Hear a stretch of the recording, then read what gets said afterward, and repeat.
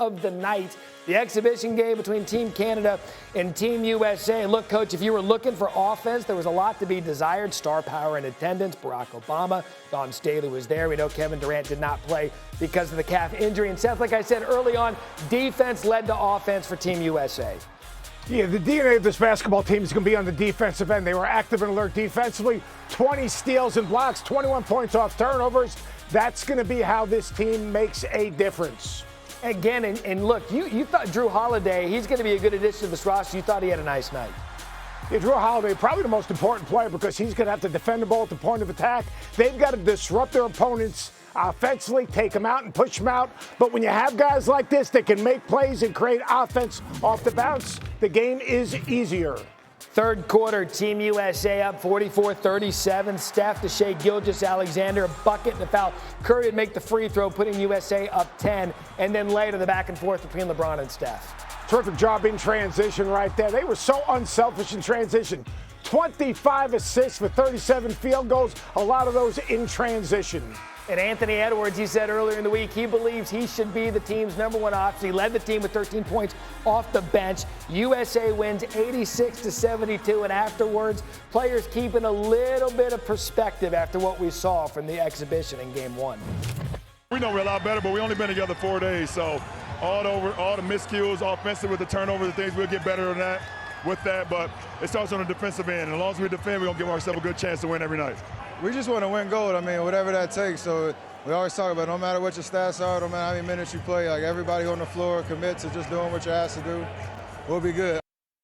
All right, Seth, look, it is what it is. It was an exhibition game. So what was your single biggest takeaway from kind of an up and down uneven performance out of Team USA? They only had 4 practices. What do you expect them to run the Princeton offense? They were terrific defensively. They were active and alert defensively, had great pressure on the basketball. They were disruptive defensively. You talk about 20 blocks and steals, 21 points off turnovers. Their ability to push people out, extend their offense, create offense out of the defense by getting deflections and protecting the front of the rim, that's going to be the DNA of this basketball team. They're going to improve offensively because they have good offensive players, but it's on the defensive end where they can dominate the game. And look, again, chemistry with these guys, 12 practices. You know they have the offensive firepower, but defensively, they at least improved last night and showed it with what they were able to do. And then offensively, again, they're going to pick up. But maybe the biggest story out of Team USA was off the court. Derek White has replaced Kawhi Leonard on the roster as Kawhi continues to nurse a right knee injury that he aggravated during the NBA playoffs. Executive Director Grant Hill said it was a Team USA decision to send him home from training camp. And Jaylen Brown, by the way, he took social media and took notice, reacting to the decision, posting the face with the monocle emoji. I know Seth is big with the emojis. He did it 3 times, followed by another which read, Nike, this what we doing? Hill was asked about Brown's tweets and constructing the Olympic roster. You got 12 spots, and you have to build a team. And one of the hardest things is leaving people off the roster that I'm a fan of, that I look forward to watching throughout the season, throughout the playoffs.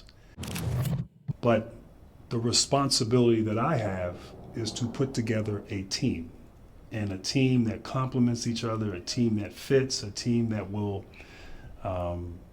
give us the best opportunity for success. And so, you know, whatever theories that might be out there, you know, they're just that. Okay, so first of all, I love the way Grant Hill attacked that question with that answer. So I want to know from you, did Jaylen Brown, do you think he got snubbed from the Olympic team? I don't know if he got snubbed, but I feel for him. He's Kawhi Leonard 2.0. So if you lose Kawhi Leonard, why wouldn't you put in Kawhi Leonard 2.0? 6'6", 6'7", defends, runs the floor, impacts the game on the defensive end, gets you extra possessions on the offensive glass, can shoot the 3, can play in isolations, can play with others. He proved that, winning the most outstanding player of the finals, an elite talent, and a winning player. Having said that, I agree with Grant Hill. You're trying to put together a team.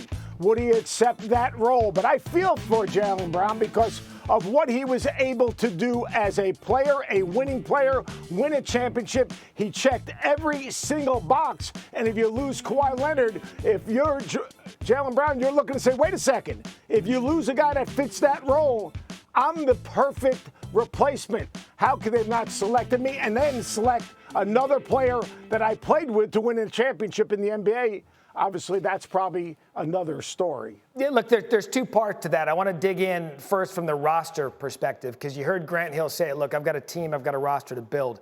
From a roster perspective, taking Jaylen's bona fides out of it because they were there and qualified, what do you make from a roster perspective of this decision? I think it was a great decision with Derek White, because Derek White's role for the Celtics will now be his same role for USA Basketball. All right? Look, Derek White, he's going to embrace and champion whatever role he's given. Can he defend? Can he make an open shot? Is he a ball mover? Is he a good cutter? Is he a blend player, a connector? Yes. You play him 10 minutes, you play him 5 minutes, you play him 15 minutes. He's going to embrace whatever role is given him. So in regards to that, he is a perfect fit for this basketball team. Okay, so then there's the other layer to it, because you mentioned two of his teammates are on here. Jaylen Brown of the Celtics, they appear to be in one of those runs where they can go on a run for 3, 4, 5 years. They've got everyone locked up. How do you deal with this if you're the Celtics internally, knowing that two of the three players are on the roster, Jaylen Brown not one of them? Yeah, they've got 3 players on this roster right now. Obviously, Tatum, who's earned his way on the roster, and then, obviously the addition of Derek White with Drew Holiday. And look, this is a USA Basketball decision. This is not a Boston Celtics decision. This is Grant Hill saying, what does this team need? What is the missing piece now that we lose Kawhi Leonard? But if you're the Boston Celtics, and I'd ask Mike T this question, you must address this issue, because you've got a great locker room. You're coming off a championship. You have a team that's built to defend and maybe make a run to be the next, basically, dynasty in the NBA. You don't want to mess up with that chemistry. This is a USA Basketball decision, but it still affects your locker room if you're basically the front office of the Celtics. Thursday morning, back to Summer League, and Bronny James back on the court. Seth Greenberg with us. And Seth, early on, we saw a little bit out of Bronny offensively, but it wasn't the greatest offensive night for him here from Dalton Connect. Good job of running the floor. And Dalton Connect, their number 1 pick, the 17th pick in the draft, dropping the dime. Bronny doing a good job of getting out in transition. I thought he was active and alert defensively. 3 blocks, 3 steals. I thought he did a nice job. His father was active watching on the phone as they were getting ready for their game against Team Canada in the USA exhibition. And then defensively, I think, Seth, this is where he made most of his highlights last night. Yeah, he's a 6'1", 2 guard that's active and alert defensively with really good hands. Alondes Williams, though, he was the star. 21 points, 9 rebounds. Bronny, 3 points, 3 assists, 5 rebounds, 2 steals.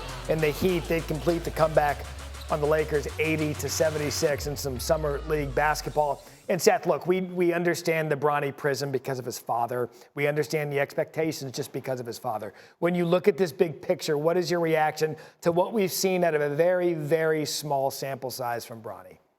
I don't have a reaction. He's the 55th pick in the NBA draft. All right? We're evaluating him like he's a lottery pick. What he is a guy that, he's an if. He's probably the biggest if in the draft. Look, terrific kid, 6'1", 2 guard, high basketball IQ. All those things are great. He's going to end up playing in the G League. This is a great story. It really is. Having a chance to play with his dad, I'm sure he'll have a couple games where he'll get on the floor. He's not Ken Griffey Jr. He's the 55th pick in the draft. That's who he is. Great kid. Will he end up an NBA player? Who knows? I feel like we should just clip off that little bite right there whenever we go back to Seth to ask him something else about Bronny. He's like, I already answered this question. 55th pick. Either way, again, the expectations are otherworldly, but I would tend to agree with you with Bronny's ceiling at this point. Don't forget, tomorrow, NBA 2K25 Summer League is back in Vegas. 3 opening night games. This is when it becomes a party in Vegas. ESPN 2, the Timberwolves, then on ESPN 7:30. The Rockets take on the Lakers, and Seth Greenberg's 55th pick, followed by the Hawks and the Wizards.